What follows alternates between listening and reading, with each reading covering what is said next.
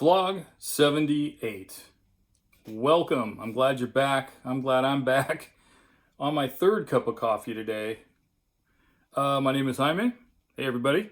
And we are vlogcasting from the Corn Tortilla Press World Headquarters. Actually, we're vlogcasting from downstairs of it. Right above me is that. But it's still, all in the same building, and we are still on that mysterious island which floats off the coast of Oakland, California.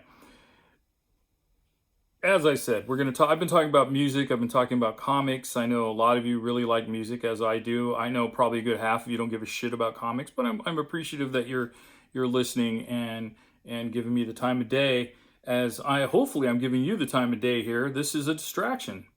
I started this. I probably said it on vlog number 1. I started this whole thing as a distraction from the COVID pandemic that was going on and still continues, and now it is devolved into even more with the social and racial injustice and all the bullshit that is going on around the country and the world, and things are getting to a boiling point, and it's got to give, and it will. But hopefully, these few minutes between then you can kind of take your mind off stuff, which I'm trying to do here, and sip on my coffee and discuss some,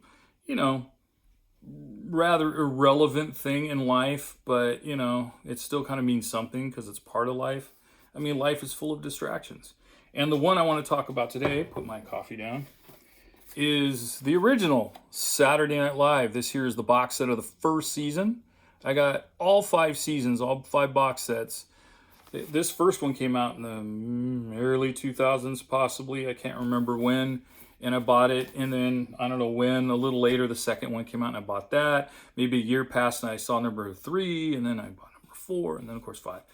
And it meant a lot to me. It came out when I was in junior high school. 1975-76 was my 9th grade year. For those younger that are watching this, back in those days, junior highs they weren't middle schools, they were junior highs, and they went 7th, 8th, and 9th grade. And we were the class 76. We were apparently in California anyway, the last 9th grade class of junior highs. The very next year, they would switch to middle schools and be 6, 7, and 8. And there's a handful of you watching me right now that all went there. We went there together. Kit Carson Junior High, the Pioneers. Kind of ironic, don't you think, that a school that also, had equal parts black and brown kids were the Kit Carson Pioneers? But I digress. So Saturday Night Live, yeah, it was called Saturday Night back then, and not Saturday Night Live. And they used Chevy Chase, who I don't think's a very funny man. I mean, there's been some movies I've kind of chuckled at, but overall, especially on Saturday Night, I did not think he was funny at all. And when he left, I was very happy. I was very happy with Bill Murray, and happy that Chevy left. But Chevy had the honor of, besides doing the news update, he did the cold opening. And of course, he did one of his stupid fucking pratfalls, which, people would laugh at. And I'm like, it was funny when Dick Van Dyke did it at the beginning of his show, but, to have this ass clown do it every week was a little annoying. And of course, after he hit the dirt, pretending to be Gerald Ford, but not affecting Gerald Ford's voice or mannerisms or anything other than falling down, he would then look up at the camera and go, "Live from New York, it's Saturday night." And that's what it was called. I don't remember when it shifted over to Saturday Night Live. It makes sense, but anyway, that's what it is. And my point is, great show. It was, speaking of the Pioneers, it was a pioneering show in itself. It had never been done before. Live skit television had been Ernie Kovacs and stuff, but on this level in the 70s with all the politics involved and more modern day, it was finally for the youth. It wasn't your parents' TV show, and that's kind of part of how it was billed. And of course, they had rock acts, rock, soul, R&B, whatever, modern music acts. Like, it wasn't we're gonna have Edie Gourmet come out. No, they're gonna have I remember staying home on Saturday nights. I was in a lot of bands. If my band didn't have a gig, I was going to go out and drink beers or whatever, but that week I'd make sure to see, who's on Saturday Night Live this week? And I remember it's so-and-so and the Rolling Stones. Oh, hell, I'm staying home Saturday. My Saturday night, unless I had other things going, Saturday Night Live dictated what I did that night for a while. And that's how powerful the show was. I knew many people that did that.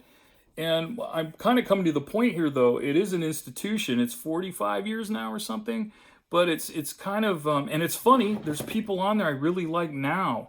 I watch it on Hulu and stuff. Kate, the blonde woman. Oh, Jesus Christ, she's hilarious. And that kid Pete Davidson. I'm waiting for his movie right now. It's coming out any day. King of Staten Island. He's a scream. And there's 7 or 8 other people, and they're really, really funny. And the rest of the people are actually pretty funny. But my point is, it's still cookie cutter. Like there's no new territory being blazed. It's like the Ramones. Their first album was great. And their second album was like the first album, and the third album was like the first and second album. And now go ahead 45 years and have 45 albums that all sound like the first album. Yeah, it's great, but it's the same fucking thing. And I guess that's my point, is I would like to see, the envelopes being pushed. I personally, don't have any answers for that, but I'd like to see it. I'm a weird dude. Anybody who grew up with me knows I've always been a little outside the box and marched to my own drummer. God, whatever cliche you want to throw on that. It was never easy and it wasn't always fun, but that's just who I am. But that's what I'd like to see the show kind of do something different, or even just being taken off the air. Did I say that? Yeah, I did. Just because, But then again, we get to see new talent coming out. And Second City TV was another brilliant show that got kind of blown into the weeds. And it was a whole different format. And it was it was genius as far as I'm concerned. There were television shows out in the 70s, Fernwood Tonight, which then became America Tonight with Martin Mull, and now the recently deceased great Fred Willard as his sidekick, as kind of like a small town Tonight Show with Johnny Carson type thing, and Ed McMahon. Oh my goodness, it was brilliant. It was quirky. It was not anything you'd seen before. So that's kind of my thing, is I just would like to see something new.